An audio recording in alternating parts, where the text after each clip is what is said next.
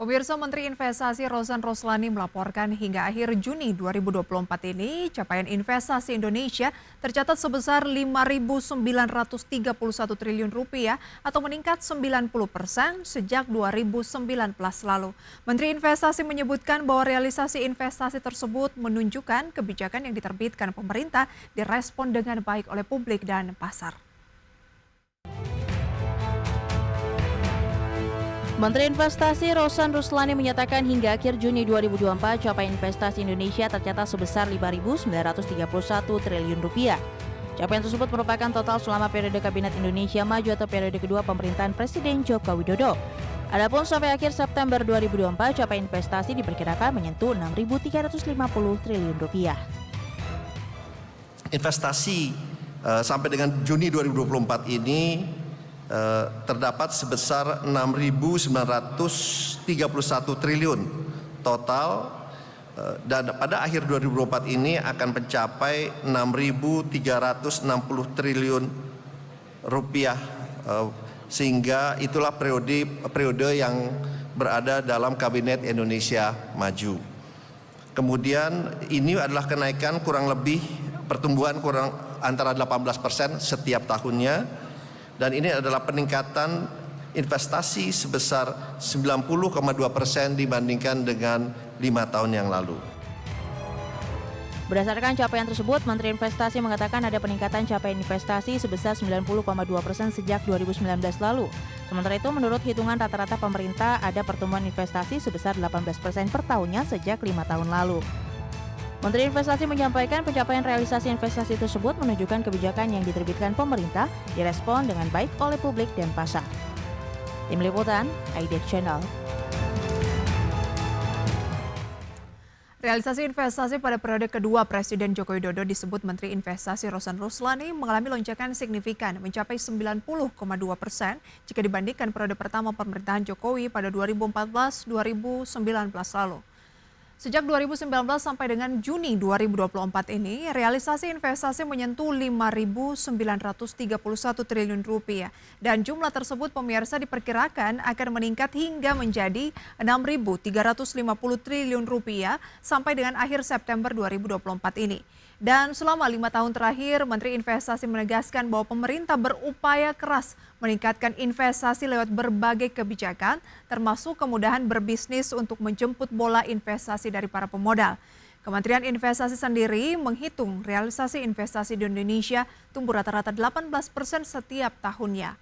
Realisasi investasi juga tercatat tak lagi di Jawa sentris atau berpusat di Jawa saja. Pada semester 1 2024 misalnya, investasi di luar Jawa mendominasi dengan nominal mencapai 416,2 triliun rupiah atau 50,2% dari total investasi. Sedangkan realisasi investasi di Jawa sekitar 413 triliun rupiah atau 49,8% dari total investasi. Menurut Menteri Investasi, capaian tersebut tidak terlepas dari peran pemerintah daerah yang aktif mendatangkan investasi. Sementara itu pemirsa, tidak hanya melaporkan realisasi investasi di tanah air, Menteri Investasi Rosan Roslani juga melaporkan jumlah serapan tenaga kerja di periode yang sama, yakni sejak 2019 sampai 2024. Nah, seberapa banyak tenaga kerja yang berhasil diserap dari masifnya realisasi investasi tersebut?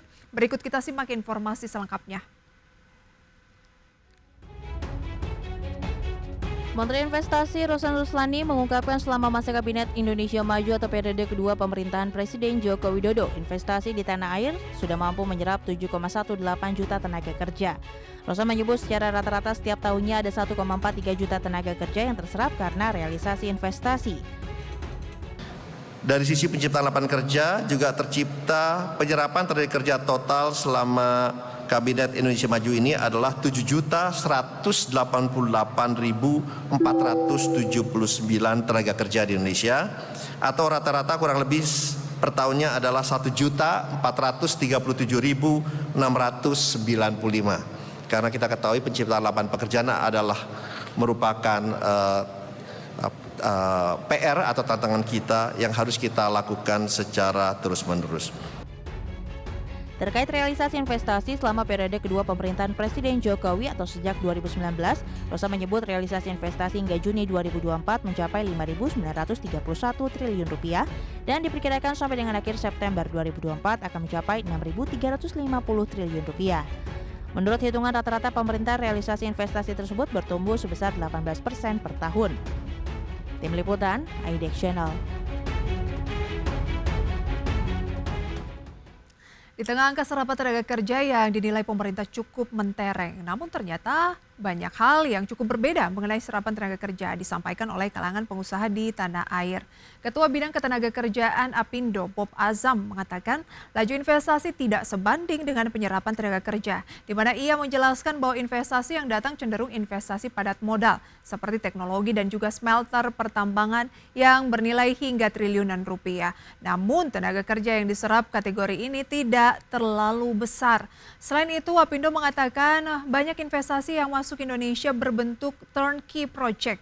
Dalam investasi jenis ini, investor datang sembari mengangkut tenaga kerja mereka dari luar negeri. Akibatnya tidak banyak tenaga kerja di Indonesia yang terserap oleh investasi jenis ini. Untuk itu, jika menginginkan penyerapan tenaga kerja yang besar, Apindo menyebut investasi harus digalakan pemerintah di sektor manufaktur. Selain Apindo, hal senada juga diungkapkan oleh Menko PMK Muhadjir Effendi, di mana ia menilai investasi padat modal atau capital intensif sebagai ancaman bagi tenaga kerja Indonesia. Menko PMK mengatakan, karena investasi padat modal dibangun dengan modal besar dan didukung teknologi tinggi, sehingga tidak membutuhkan serapan tenaga kerja yang tinggi pula. Sehingga ia pun mengatakan tidak ada jaminan bahwa kenaikan investasi berbanding lurus dengan daya serap tenaga kerja nasional. Selanjutnya pemirsa, dari realisasi investasi dan serapan tenaga kerja, kita akan bergeser juga ke aktivitas bisnis. Di mana Kementerian Investasi menyebut 10 juta nomor induk berusaha telah diterbitkan hingga September 2024 ini. Dan untuk mengetahui lebih jelas mengenai hal tersebut pemirsa, kami hadirkan informasinya berikut ini.